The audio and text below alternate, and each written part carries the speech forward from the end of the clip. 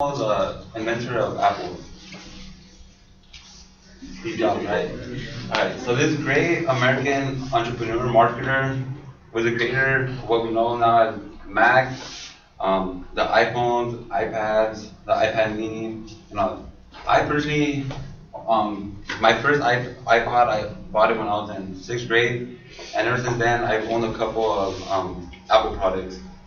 It's important that we know about Steve Jobs because he changed the way that we use technology and how we see it as a whole, like as a whole society. Because he left a big impact, a blueprint on it.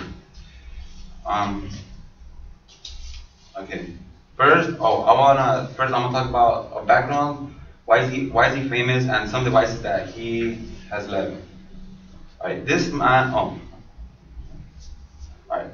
Steve Jobs was born February 2nd, 1955 in San Francisco. He was given up to adoption by his biological parents and was adopted by Paul and Clara Jobs. He grew up in the Silicon Valley up north, and he grew up in a neighborhood where like many engineers and like that type of people grew up. And he was really intrigued into like gadgets and all that. And then when he was 13, he met one of the most important people in his life, which was Steve Wozniak. And together they started they started putting together like pieces of computer and in the garage.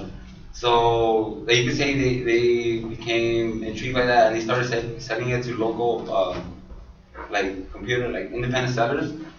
And just by then, they started selling them right there.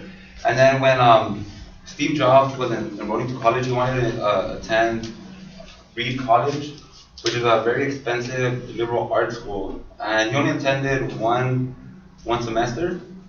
And later as time went by, he became more interested in Eastern philosophy, which made him drop out. He then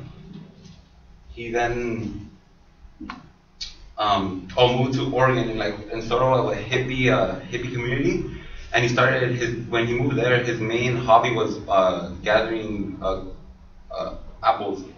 And then after that, he moved back to California, and he saved up money and went to India and searched for enlightenment.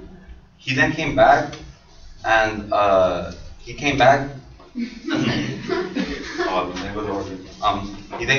and then he saved up, and then when he came back, his friend Wozniak had already started creating more computers, and that really intrigued him.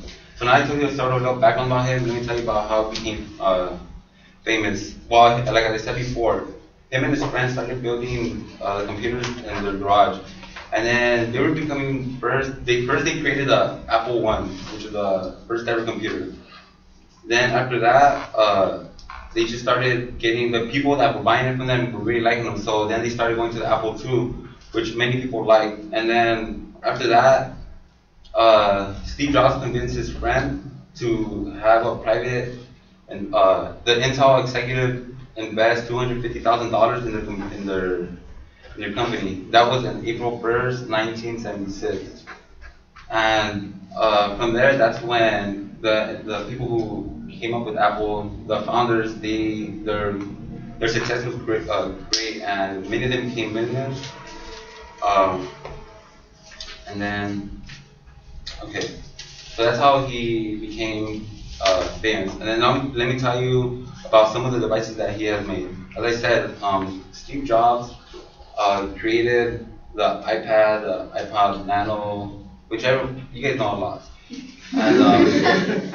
And with every generation, the next one he would release, he would always want to be a perfectionist, which meant the next one that would come out, he wanted to be better than the previous one. So this man really left this print because the way we see technology, he made technology his products. We see them at school. We use it every day with our music. And this man really left his blueprint on that. And then I personally like have the like a iPod, iPhone, and those have helped me out a lot. And while this man has shown that with everything that you do, you can be successful and you can change completely the way something that people didn't see a certain way. And with that said, I talked about a brief background about where he came from, why he's famous, and some devices that he left behind. And now I want you to ask yourself, if Steve Jobs never would have invented Apple, would life be different? Would technology be different? And just like Steve Jobs would say, design is not what it is or what it looks like, it is how it works.